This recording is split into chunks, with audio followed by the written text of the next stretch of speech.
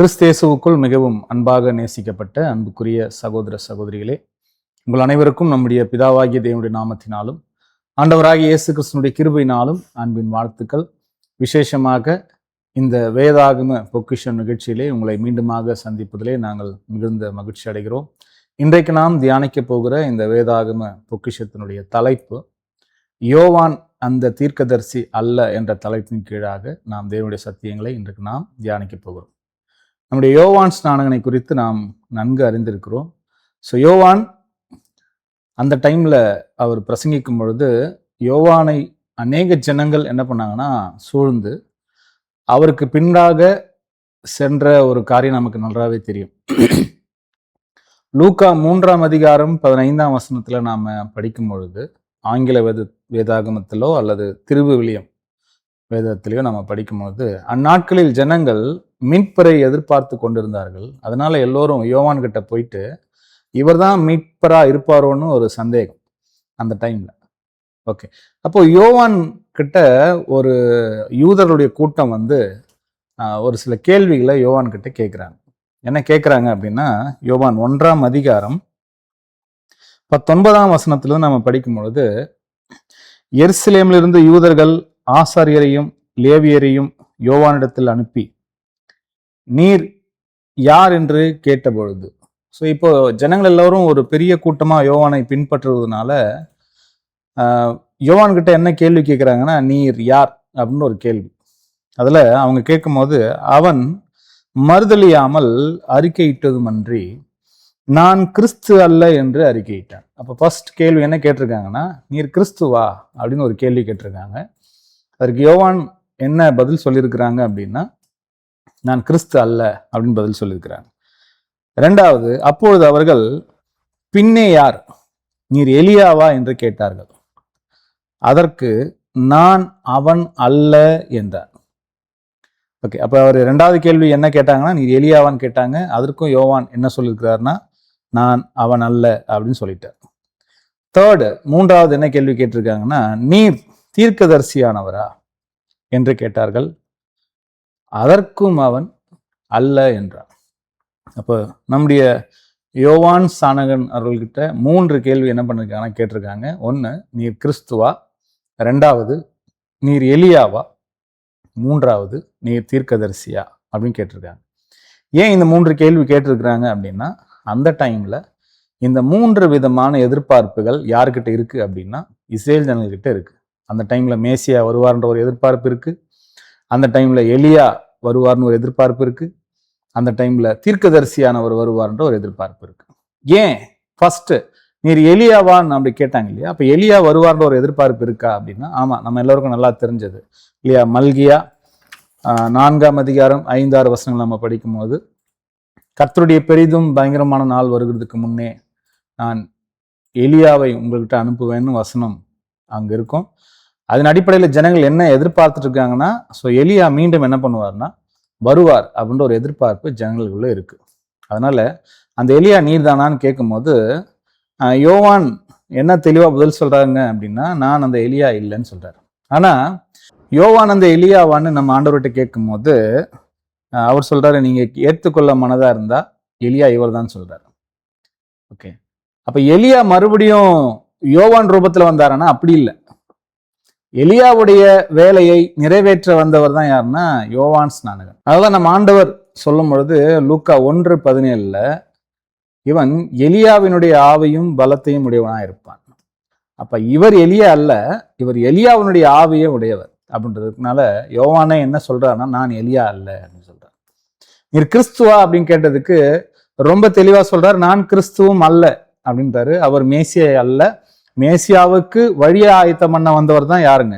யோவான் அப்படின்றது நமக்கு நல்லாவே புரியும். ஆனா 3வது கேள்வியில தான் நமக்கு ஒரு குழப்பம் இருக்கு. என்னன்னா, நீ தீர்க்கதரிசியா அப்படின்னு ஒரு கேள்வி கேட்டாங்க. இப்போ நமக்கு எல்லாருக்கும் தெரியும் யோவான் தீர்க்கதரிசியா அப்படின்னு கேட்கும்போது இதை குறித்து நம்ம ஆண்டவராகி இயேசு கிறிஸ்து மத்தேயு 11ஆம் அதிகாரம் 9ஆம் வசனத்துல அவர் சொல்லும் பொழுது அவர் கேட்பார் ஜனங்கிட்ட, நீங்கள் எதை பார்க்க வனாந்திரத்துக்கு போனீர்கள் அப்படின்னு ஒரு கேள்வி கேட்பார் இல்லையா? ஓகே, தீர்க்கதரிசியானவரையா அப்படின்னு பார்க்கும்போது பாருங்க, யோவான் 11:9 அல்லவென்றால் எதை பார்க்க போனீர்கள்? தீர்க்கதரிசியையோ? ஆம், தீர்க்கதரிசியை பார்க்கிலும் மேன்மை உள்ளவனையே என்று உங்களுக்கு சொல்லுகிறேன். அப்ப யோவான் தீர்க்கதரிசியான்னு கேட்டா அவர் தீர்க்கதரிசி தான். அதிலும் தீர்க்கதரிசியிலும் அவர் எப்படிப்பட்டவருங்க? மேன்மை உள்ளவர். இதையே யோவான் பிறக்கும் போது சகரியா ஒரு பெரிய, அவருடைய அப்பா ஒரு பெரிய ப்ராபசி பேசுவாங்க.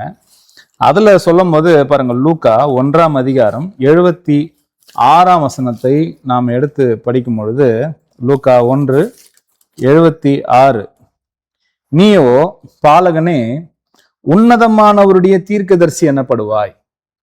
அப்ப இந்த வசனம்லாம் என்ன சொல்லுதுன்னா, உன்னதமானவருடைய தீர்க்கதரிசி எனப்படுவாய், நீ கர்த்தருக்கு வழிகளை ஆயத்தம் பண்ணவும். அப்ப யோவான் யாரு? தீர்க்கதரிசி தானே. அப்ப வந்து கேட்ட யூதர்கள்கிட்ட யோவான் என்ன சொல்லியிருக்கணும்? ஆம்னு சொல்லியிருக்கணும்ல. ஏன் இங்க யோவான் அவர்கள் நான் தீர்க்கதரிசி அல்ல அப்படின்னு சொன்னார்? இதுதான் நமக்கு இங்க ஒரு கேள்வி. அதுதான் இந்த பொக்கிஷத்துடைய தலைப்பு, யோவான் அந்த தீர்க்கதரிசி அல்ல அப்படின்ற தலைப்புல உங்ககிட்ட சில விஷயங்களை ஷேர் பண்றோம். அப்ப யோவான் இங்க நோ சொல்லிட்டாரு, அதனால யோவான் பொய் சொல்லிட்டாரு அப்படின்னா அவர் பொய் சொல்ல மாட்டாரு இல்லையா? அவர் உன்னதமான தேவனுடைய தீர்க்கதரிசி, தீர்க்கதரிசியிலும் மேன்மை உள்ளவர். வந்து கேட்ட ஜனங்களுடைய மைண்டை பேஸ் பண்ணி, அவர் கேட்ட கேள்வியுடைய நோக்கத்தை பேஸ் பண்ணி தான் யோவான் இங்க பதில் சொல்றாங்க. இப்போ உதாரணத்துக்கு யோவான் 5ஆம் அதிகாரம் 46ஆம் வசனத்துல, நீங்கள் மோசேயை விசுவாசித்தீர்களானால் என்னையும் விசுவாசிப்பீர்கள், அவன் என்னை குறித்து எழுதியிருக்கிறானே அப்படின்னு இயேசு கிறிஸ்து ஒரு விஷயத்த சொல்றார். அப்ப மோசே யாரை பத்தி எழுதியிருக்கிறார் அப்படின்னா, மோசே நம்ம ஆண்டவரை பத்தி என்ன பண்ணிருக்காருங்க? எழுதியிருக்கிறார். எங்க எழுதியிருக்கிறார்? நமக்கு நல்லா தெரியும். உபாகமும் 18ஆம் அதிகாரம் 15ஆம் வசனத்துல, என்னை போல ஒரு தீர்க்கதரிசியை உங்கள் சகோதரர்கிட்ட இருந்து என்ன பண்ணுவார்? தேவன் எழும்ப பண்ணுவார்.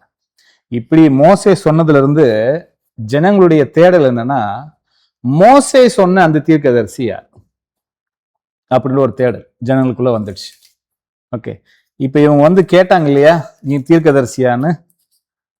எந்த தீர்க்கதரிசியான்னு கேட்டாங்க தெரியுங்களா? வந்து கேட்டவங்க, மோசே சொன்ன அந்த தீர்க்கதரிசி நீரா அப்படின்னு யோவான் கிட்ட வந்து கேட்கும் போது, அதுக்கு யோவான் சொல்றாரு நோன்னு சொல்றாரு. இல்ல, நான் மோசே சொன்ன தீர்க்கதரிசி அல்ல. இல்லையா? இது ஆங்கில பைபிள படிச்சீங்கன்னா, நீர் அந்த தீர்க்கதரிசியான்னு கேட்பாங்க. நீர் தட், நீ அந்த தீர்க்கதரிசியா? எந்த தீர்க்கதரிசி? மோசே சொன்ன தீர்க்கதரிசியா அப்படின்னு கேட்பாங்க. அதுக்கு யோவான் சொல்றாங்க, இல்ல, நான் அந்த தீர்க்கதரிசி அல்ல. இப்ப யோவான் கிட்ட போய் நேரடியா நீ தீர்க்கதரிசியானவரான்னு கேட்டா என்ன சொல்வார்னா, ஆம், நான் யார் தான்? தீர்க்கதரிசியானவர் தான். அப்படி அதுக்காக தான் நான் வந்திருக்கிறேன்னு சொல்லுவார் இல்லையா? அப்போ யோவான் சொன்ன தீர்க்கதரிசி யார் அப்படின்றத ஒரு கேள்வி கேட்கும் போது, இதை குறித்து நம்முடைய ஸ்தேவான் அவர்கள், அவருடைய விஷயம் நமக்கு நன்றாவே தெரியும் இல்லையா?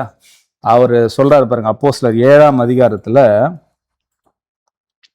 37ஆம் வசனம், இஸ்ரவேல் புத்திரரை நோக்கி, உங்கள் தேவனாகிய கர்த்தர் உங்கள் சகோதரிலிருந்து என்னை போல ஒரு தீர்க்கதரிசியை உங்களுக்காக எழும்ப பண்ணுவார், அவருக்கு செவி கொடுப்பீர்களாக என்று சொன்னவர் இந்த மோசே. அப்ப வந்த சீஷர்கள், அப்போஸ்தலர்கள் எல்லாருமே என்ன ப்ரூவ் பண்ண ஆரம்பிச்சாங்கன்னா, மோசே என்னை போல் ஒரு தீர்க்கதரிசி எழும்ப பண்ணுவேன்னு சொன்னார் இல்லையா, அந்த தீர்க்கதரிசி வேற யாரும் இல்லை, அவர் நம்ம ஆண்டவராகிய இயேசு கிறிஸ்து தான். அவர் தான் தீர்க்கதரிசியானவரா வந்தாரு அப்படின்னு சொன்னார். இததான் அப்போஸ்தலர் 3:22 இதே வசனத்தை சொல்லுவாங்க. யோவான், யாக்கோபு அப்போஸ்தலர்கள் இதே மாதிரி என்ன சொல்றாங்கன்னா, அவர் தான் மோசே சொன்ன தீர்க்கதரிசி தான் நம்ம ஆண்டவராகிய இயேசு கிறிஸ்து. அப்போ மோசே சொன்ன தீர்க்கதரிசி யார் அப்படின்னா, அது நம்ம ஆண்டவராகிய இயேசு கிறிஸ்து. அதனாலதான் யோவான் என்ன சொன்னாங்கன்னா, நான் அந்த தீர்க்கதரிசி அல்ல அப்படின்னு சொன்னார். அப்போ மோசே சொன்ன தீர்க்கதரிசி யார் அல்ல அப்படின்னா யோவான் அல்ல. நீங்க நேரடியா போய் அவர்கிட்ட நீர் தீர்க்கதரிசியானவரான்னு கேட்டா அவர் நிச்சயமா என்ன பதில் சொல்வார்னா ஆம் தான் சொல்வார். ஸோ இந்த ஒரு காரணத்துக்காக தான் அவர் அங்க நோ சொன்னார் என்ற இந்த ஒரு விஷயத்தை நாம் இந்த பொக்கிஷத்தில் தெரிஞ்சுக்கிட்டோம். தேவன் தாமே உங்களை ஒவ்வொருவரையும் ஆஸ்வதிப்பாராக. ஆமென்.